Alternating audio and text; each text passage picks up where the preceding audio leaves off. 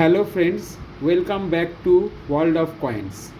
আজকে আপনাদের জন্য যে কয়েনটা এনেছি এটা দেখলেই বোঝা যাচ্ছে যে এটা ইন্ডিয়ান কয়েন, 1/4 আনা ইন্ডিয়ার। এটা 1939-এর কয়েন। এটা কপার বেস কয়েন। এবার আমি আপনাদেরকে এদের উল্টো দিকটা দেখাচ্ছি।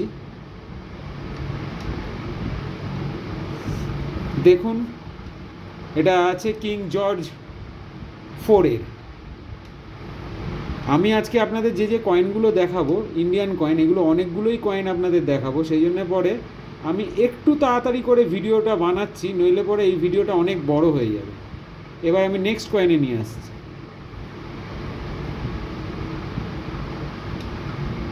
দেখুন, এই কয়েনটাও 1/4 আনা কয়েন, ইন্ডিয়ান 1942-এর কয়েন। সেম টাইপেরই কয়েন, শুধু সালটা আলাদা। এর উল্টো দিকটা আপনাদের দেখাচ্ছি। এর উল্টো দিকটা আমার মিন্ট কন্ডিশনে নেই, এটা একটুখানি ড্যামেজ হয়ে গেছে। তো কোন এম্পারারের এটা আমি এখন ঠিক বলতে পারছি না, কিন্তু এটাও ওই টাইমেরই কয়েন। এইবারে যে কয়েনটা আপনাদের কাছে আনছি এটা বেশ পুরনো। এটা এখন থেকে প্রায় আপনার 120 বছর পুরনো কয়েন।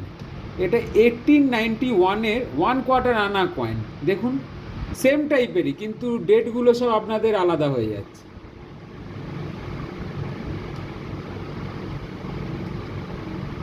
দেখুন, এটা আবার এলিজাবেথের মুখ আছে। এলিজাবেথের মুখটা একটু মিন্ট কন্ডিশনে নেই বলে অতটা বোঝা যাচ্ছে না, কিন্তু আগেরটা যেরকম কিংয়ের ছিল এটা এলিজাবেথের। এবার আর একটা কয়েন নিয়ে আসছি। এই কয়েনটা অনেকে বলে ভ্যালুয়েবল, অনেকে বলে ভ্যালুয়েবল না। এটা 1947-এর 1 রুপি কয়েন ইন্ডিয়ার। এর উল্টো দেখুন, একটা বাঘের চিহ্ন আছে, আর এদিকে লেখা আছে জর্জ 4 কিং অফ এম্পারার। এবার আর একটা কয়েন আনছি। এই কয়েনটাও মিন্ট কন্ডিশনে নেই। এটা 1927 সালের 1 পয়সার কয়েন।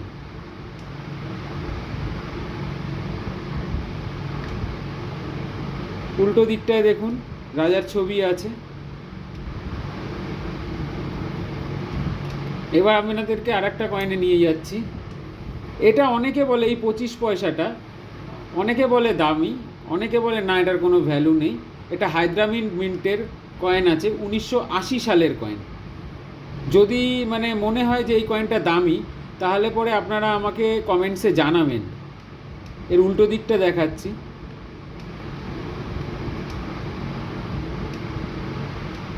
এইবারে আর একটা কয়েন আপনাদের কাছে নিয়ে আসছি।